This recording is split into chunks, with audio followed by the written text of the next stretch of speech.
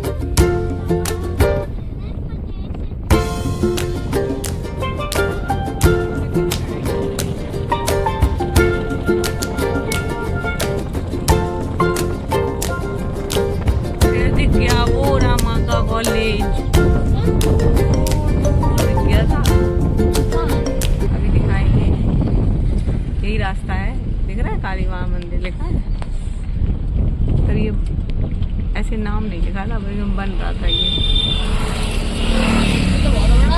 और क्या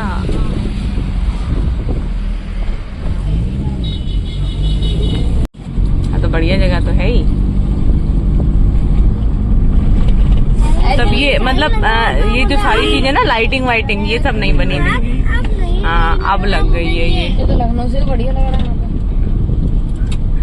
लखनऊ से बढ़िया लग रहा। शीशे में हमारी कार वो उधर हॉस्पिटल बना हुआ है कृष्णा मर्ज, हाँ वो इधर वाला ये कॉलेज।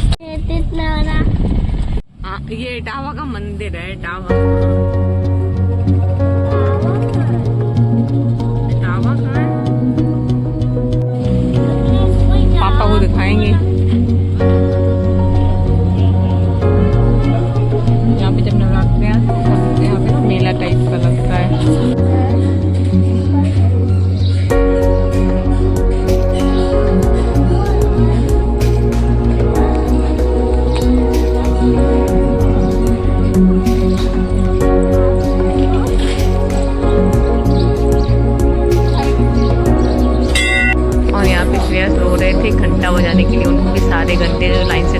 वो सारे हो जाने थे। फिर मैंने कहा बेटा जाओ मामा के पास जाओ, मामा बनवाएंगे, मेरे हाथ में तो सामान है। और यहाँ पे हमारा कैमरामैन जो है शौर्य था, और इसको बिल्कुल भी आइडिया नहीं है कि कैसे क्या कैमरा चलाना है। अपनी फ़ोटो लेनी हो वीडियो बनानी तो बहुत बढ़िया बना लेगा। देखो माता रानी को बोला कि अच्छे से वीडियो छोटा सा बना लेना, तो वो भी नहीं ठीक से बनाया। और हम लोगों का कहीं मुँह दिख रहा है तो कहीं हाथ पैर ही दिख रहे हैं, खाली सही से बनाए नहीं। अपने में देखो, इसका ये देखो अपना खुद का पूरा परफेक्ट इसने बनाया है। हम लोगों को जब बनाने था बिल्कुल अच्छे से नहीं बना रहा था। और ये जो मंदिर है इसकी बहुत मान्यता है। जो लोग इटावा में रहते हैं वो लोग देखते ही पहचान जाएंगे। पता नहीं इटावा से कोई मेरा ब्लॉग देखता भी होगा या नहीं, लेकिन कुछ रिलेटिव्स हैं वो देखते हैं। सभी लोग बताते हैं कि यहाँ आकर जो भी इंसान कुछ भी मांगता है तो उसको वो सब ज़रूर मिलता है। मैंने भी जो मांगा है वो हमेशा मुझे मिला है। और नवरात्रों के टाइम पे यहाँ पे बहुत अच्छी सी साज सजावट होती है। मतलब जो मंदिर है वहाँ से रोड तक पूरा एकदम मेला टाइप का माहौल हो जाता है। अच्छी सी दुकानें सजती हैं। जाओ वो अंकल दिन से वो प्लेट वापस करा जाके। और जब मैं वहाँ से फूल वगैरह ये सब ले रही थी तो दिया वगैरह, तो श्रेयस शौर्य कह रहा था कि वो इन्होंने आपको स्टील की प्लेट भी दे दी है इन्होंने। तो मैंने कहा नहीं स्टील की प्लेट जाते टाइम वापस करनी है, तो यहाँ पे वो वापस करने गया था। और यहाँ पे मंदिर की साइड से एक विंडो है, यहाँ पे लोग अपनी पन्नी से मन्नत बांध के जाते हैं, फिर वो खोलने का। आप सोचो पन्नी से जो बांध के गया उसको अपनी पन्नी याद रहेगी। सारी पन्नियाँ तो लगभग एक सी ही लगती हैं। पहले ये तो मैं भी किया करती थी जब मैं कॉलेज में थी, तो यहाँ पे आती थी प्रसाद लेती थी, उस पन्नी को फाड़ के यहाँ पे बांध के जाया करती थी कुछ ना कुछ बोल के। और फिर बाद में कभी वो पन्नी याद ही नहीं रही, शायद मैंने भी कभी बहुत बार बांध ली है। और हमारा कैमरामैन देखिए कैमरा ऑन करके दान कर रहा है, उसमें दिख भी रहा है। तो आप लोग भी दर्शन कर लीजिए। किस किस को दर्शन हो गए हैं। दर्शन अच्छे से क्या, हम लोगों को तो अच्छे से हो गए थे, पर कैमरे में नहीं दिखा पाए हैं। देखिए टाइम कितना हो गया, 1:30 बज गया था हम लोगों को मंदिर से निकलते निकलते।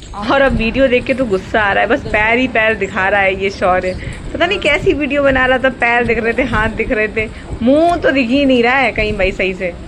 और ये जो रोड है ना इतना गर्म हो गया था इस टाइम पे कि क्या बताएं। हम लोगों ने अपनी अपनी चप्पल तो जो गाड़ी में उतार दी थी, कहीं और नहीं उतारने से अच्छा है गाड़ी में उतार दो।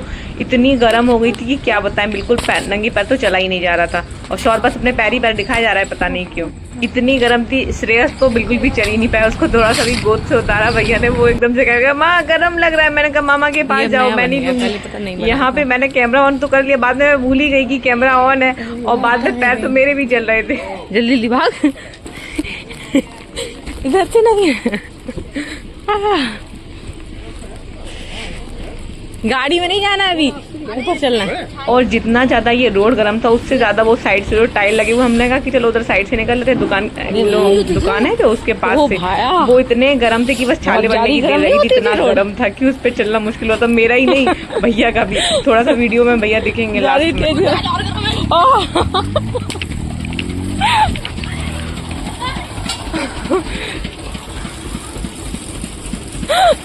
पूरी पक्की है क्या?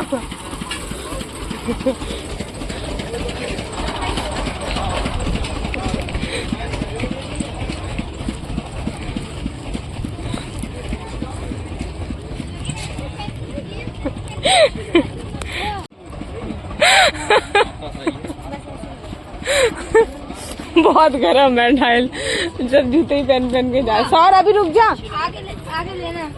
हाँ ठीक है, अब इतना गर्म नहीं, वो तो बहुत ही गर्म थी टाइल। काले वाले। हाँ ऐसा लगा था कि कहाँ उस पे पैर रख दिया। चलो आओ। और यहाँ शौर्य दौड़ के पहुँच चुके हैं ऊपर मंदिर में भैरव बाबा के। मतलब उधर माता रानी के दर्शन करने के बाद भैरव बाबा थोड़ी ऊंचाई पे हैं, उनके दर्शन करने जाना था। तो शौर्य ऊपर थे, हम लोग आ रहे थे, तब का वीडियो। यहाँ पे ये सीढ़ियाँ नहीं बिल्कुल ज़्यादा गर्म थी, वहाँ नीचे तो वो टाइल इतना भयंकर गर्म था कि क्या बताएं। अगर उस पर किसी को 5-10 मिनट खड़ा कर दिया है तो पैर इंसान का बिल्कुल जल जाएगा, एकदम छाला पड़ जाएगा।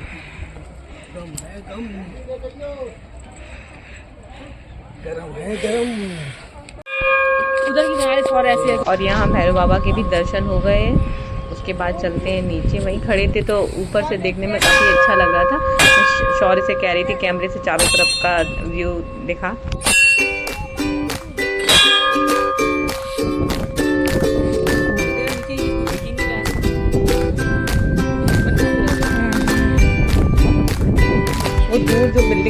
वो मेरा कॉलेज है, उसी के बगल में हॉस्पिटल है।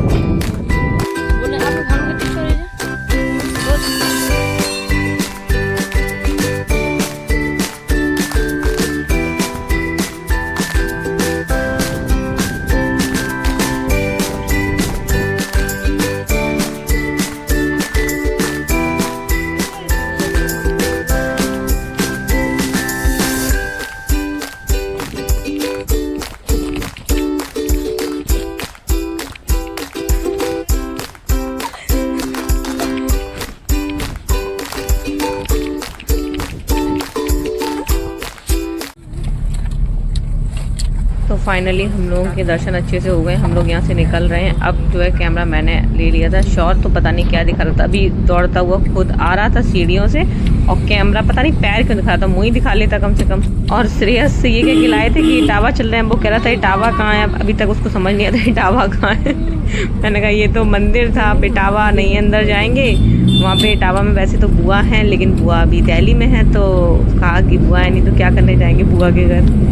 और वहाँ से निकल गए और शौर ने अपनी वही फिर से गाना शुरू कर दिया कि चाचा लॉयन सफारी चलो, पर चाचा नहीं पिघलने वाले थे। चाचा ने कहा नहीं बहुत गर्मी है, नहीं चलना है। बस इसका ही बना भाई।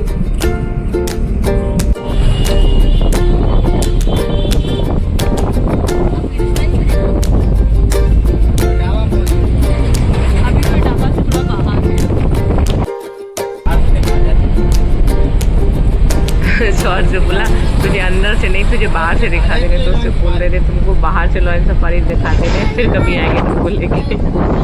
और उनको देख के श्रेयस जी बोल रहे हैं माँ मैं इस पार्क में कभी गया नहीं हूँ, मुझको लेके चलो ना प्लीज।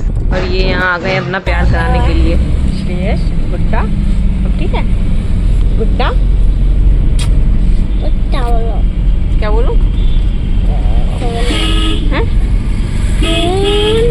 बिट्टू सोना प्यारू, ये बोला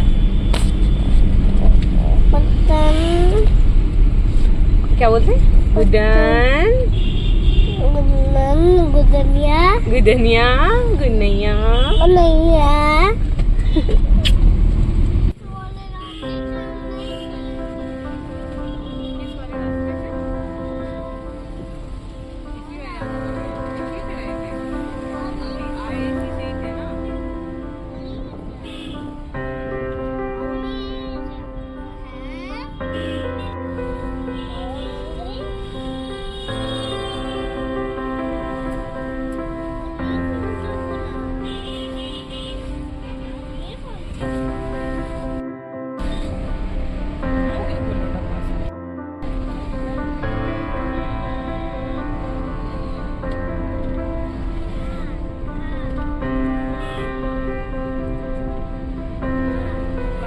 और यहाँ हम लोग घर पहुँचने ही वाले थे।